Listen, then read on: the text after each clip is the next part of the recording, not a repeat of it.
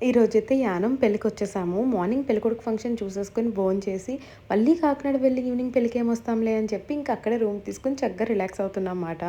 ఐషు అయితే ముందు పడుకోనుంది. బట్ అక్కడ ఎండ ఎంత దారుణంగా ఉందో అక్కడ తిరిగొచ్చింది. 10 నిమిషాలు అలా మంచం మీద పడుకుని వెంటనే నిద్రలోకెళ్ళిపోయింది.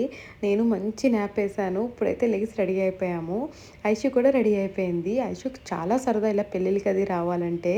అందులోని వాళ్ళ డ్యాడీ, వాళ్ళ తాతయ్య వస్తున్నారంటే దానికి ఇంకా హ్యాపీ. నేనైతే కొంచెం కళ్ళు ఎర్రజేసైనా కామ్‌గా ఓ పక్కన కూర్చో అంటాను. అదే వాళ్ళ తాతయ్య, వాళ్ళ డ్యాడీ ఉన్నారనుకోండి, కొంచెం కాకపోతే కొంచెమైనా దాని ఆటలు సాగుతాయని చెప్పి చక్కగా అలా గ్రూప్ ఫోటో దిగేసి, హ్యాపీగా మా ఫ్రెండ్స్‌తో కూడా కొంతసేపు మాట్లాడుకొని, ముచ్చట్లు పెట్టి చక్కగా ఒక సెల్ఫీ దిగేసాము.